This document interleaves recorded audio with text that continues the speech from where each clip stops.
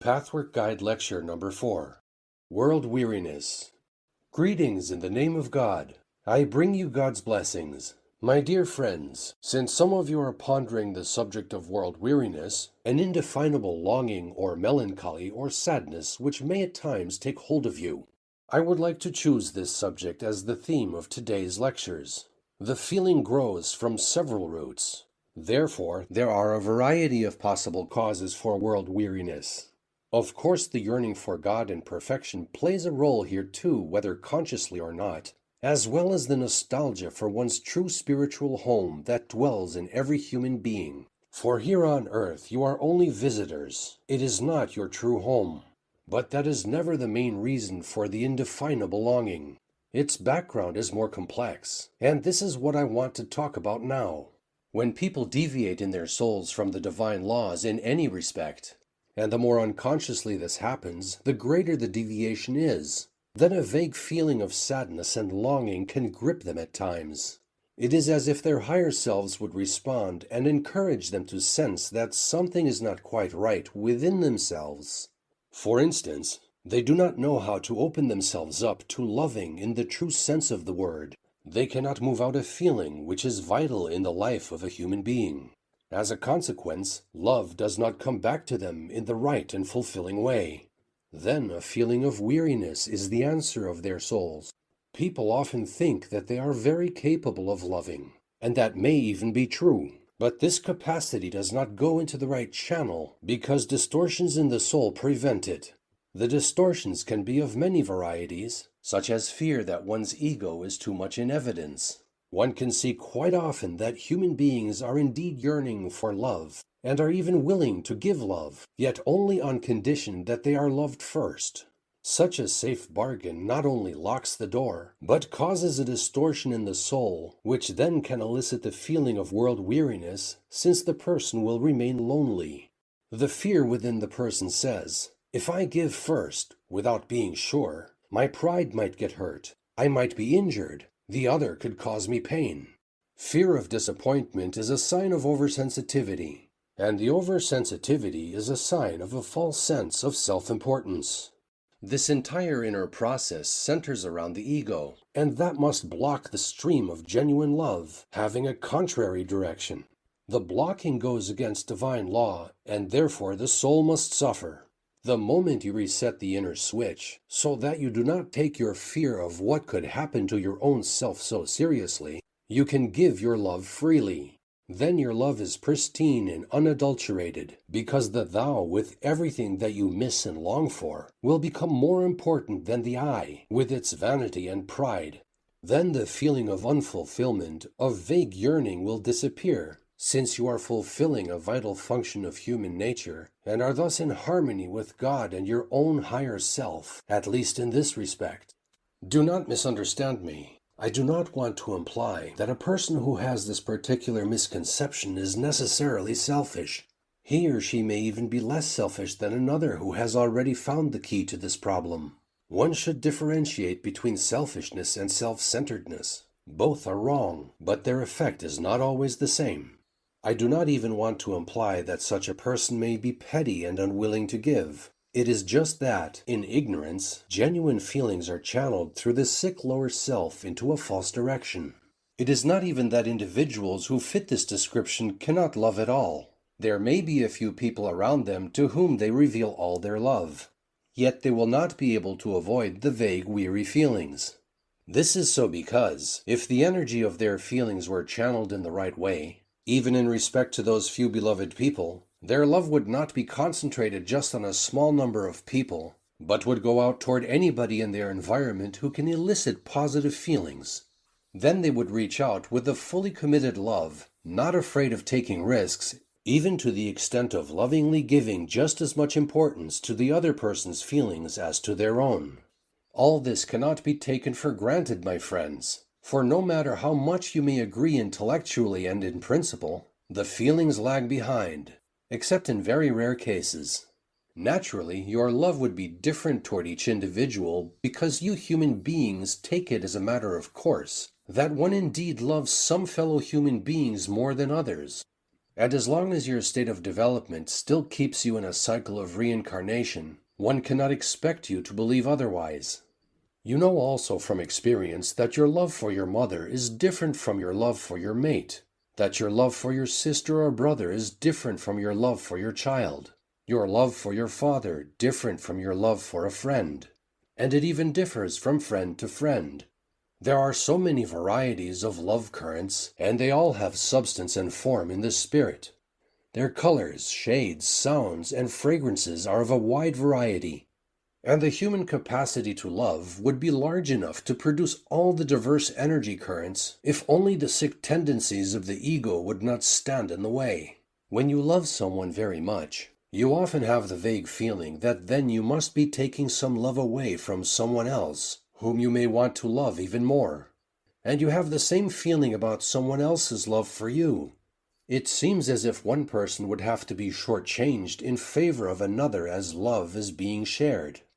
Yet genuine, healthy love is indivisible. It never diminishes. The more love you generate, the more it multiplies itself.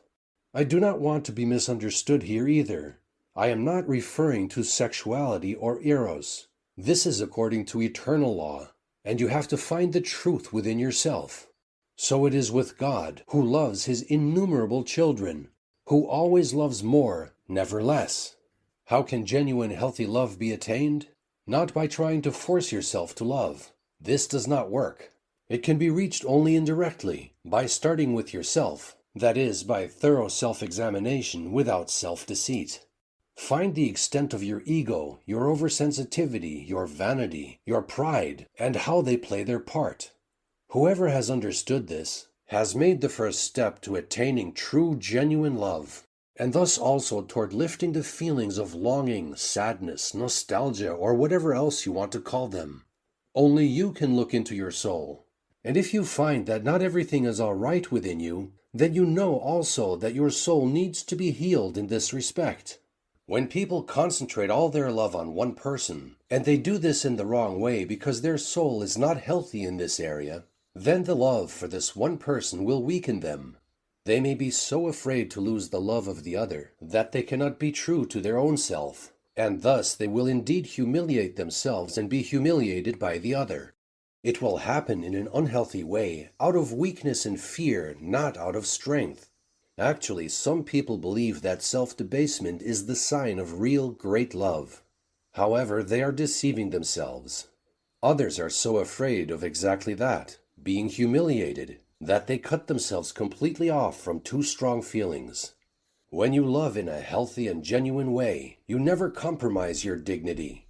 You may well have to give up insisting that you must preserve your dignity at all costs. But exactly because you give up the insistence of your dignity can you win what you were ready to give up. This is the immutable spiritual law. You will differentiate clearly in your soul that you have to give up your pride, the importance of your ego, but you do not have to give up being true to yourself. This may be difficult to understand at first, but meditate on it and you will perceive the difference. Those who can love in a genuine way without being afraid that their little pride might be hurt, or that they may encounter some disadvantages, will never be mistreated, provided they guard against betraying their own integrity out of fear of losing the love of their beloveds. They may be disappointed, but they will not be unduly humiliated. Real love will never make you lose your dignity. You will always be able to stand up for yourself. Healthy dignity will bring you respect and not humiliation or exploitation. Healthy love will open your eyes instead of making you blind. It will make you strong instead of weak and always true to yourself, exactly because through giving up your little ego, you will no longer attach so much importance to the fulfillment of your own wishes. Genuine love is healthy, and as such free from masochistic or sadistic tendencies. It will not be egocentric or violate your personality. I want you to observe that there are always two opposing currents. Think about this, my dear ones. Fear, more or less hidden in the human soul, is a major obstacle to attaining real love. And fear can be present only when you love yourself too much in some respect, when you take yourself too seriously, when you are too concerned about your own well-being, When you hold on to yourself, instead of letting yourself flow and surrender in a healthy way. Those who make themselves too important must be in fear. Those who do not give themselves that much importance do not have to be afraid that something bad will happen to them if they let themselves love. Fear covers your eyes with a heavy veil so that you become blind. You can neither see yourself nor others. Genuine love is not blind, for it can come only out of a fearless soul. It will have the strength to react more or less in the right way, while the wrong kind of love is weak and weakening, and will thus make you react in the wrong way. As I said, real love creates a natural dignity very different from false dignity, which is based on pride and vanity. Such wrong currents in the soul then produce warning signals in the form of feelings of world weariness. Another source of world weariness can be found in an attitude of withdrawal, in which a person retires into a lonely, self-created world. Again, they do this out of fear of giving up their little selves, or of taking risks, or out of a crass ego-centeredness. Such withdrawal into a self-created world may yield them certain momentary advantages in freeing them of responsibilities for others, affording them to lead a life exclusively and uncompromisingly according to their personal preferences. Yet they pay a higher price than they are initially aware of. They act contrary to spiritual law, so their higher self makes itself known by causing them to feel world-weary. Thus they will from time to time experience great dissatisfaction with life and therefore feel alone, isolated, and abandoned. All human beings strive in their soul's core to give, to fulfill, and even to sacrifice. Yet where the blind, sick, or immature parts of the soul resist this striving, two opposite currents come into existence which tend to cancel each other out. One part of the soul wants to give love, and therefore also to receive love. Whatever you give comes back to you as a wave, as an eternally pulsating cycle. Of course, you have to start the cycle by giving first and not waiting for the other to start by giving to you. This part of the soul wants to fulfill itself, wants to surrender the ego, to sacrifice, and will endeavor with all its strength, with every single current of feeling, to abide by the spiritual laws. It wants to forget itself and not take its vanity, pride, and personal advantages so seriously.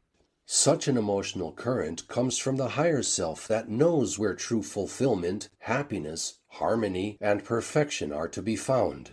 This current exists even in less developed souls, but in them it runs underground, so to speak, and only rises to the surface on rare occasions during a lifetime. The other part of the personality wants comfort, convenience, and will give up nothing. From time to time it sees the light of happiness, but prefers to exist in a gray, solitary world that seems risk-free to the blind part of the soul. It is impossible to do justice to both currents at the same time, since they desire directly opposite goals. The cross currents give rise to many other conflicts that extend much further than you are immediately aware of. When you can no longer bear the burden of the conflicts, which are really the symptoms of the deep split in yourself, you go to a psychiatrist to become aware in time of these opposing soul currents. Only when you know of their existence can you make the inner choice to clearly follow either one or the other current, since you cannot follow both at the same time, in full knowledge of what you have to give up and what you stand to gain as you decide for one of them. In this case, you have at least the intellectual knowledge to say to yourself, if I go in this direction, I cannot at the same time go the other way. Therefore, I must make a choice. This is an example of an inner decision which I have mentioned previously. The inner decisions can be made only when you have become aware of the hidden emotional currents and can pinpoint where they run into the wrong channels so as to cancel each other out. Cross currents create not only psychological and spiritual obstacles, but also physical manifestations in the body. Tiredness, weakness, and even sickness can come from emotional short circuits. The more frequently the opposing currents clash within the soul, the more the person will lose the strength which would otherwise work productively in a healthy channel, and thus renew itself all the time. People usually know much more in their intellect than in their feelings. But since unhealthy feelings cannot adapt themselves to the healthy conscious thinking while they are hidden in the unconscious, they need to be brought up into consciousness. Quite apart from the spiritual truths and the divine lawfulness to which all humans who wish to live a healthy and harmonious life are subject, any reasonable human being knows that one cannot move simultaneously in two opposite directions. Therefore, it is absolutely necessary to make the inner contradictions conscious, even if resistance has to be overcome.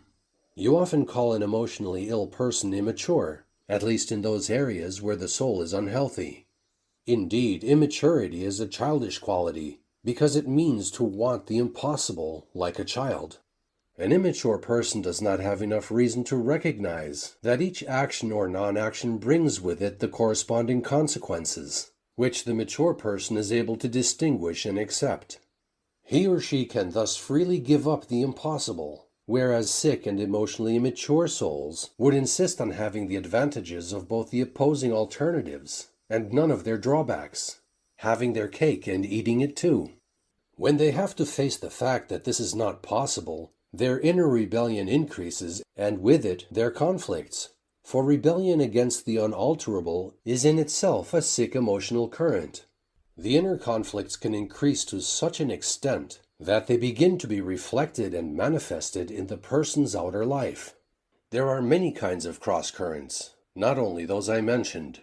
Short circuits can, along with other symptoms, cause indefinite longing and sadness, and anyone who is haunted by similar feelings frequently should search in this direction. Of course, it is not easy to uncover deep and often unconscious currents, and you will need all your willpower to conquer the resistance. The longing for God and for one's true spiritual home does not completely explain the feelings of world weariness.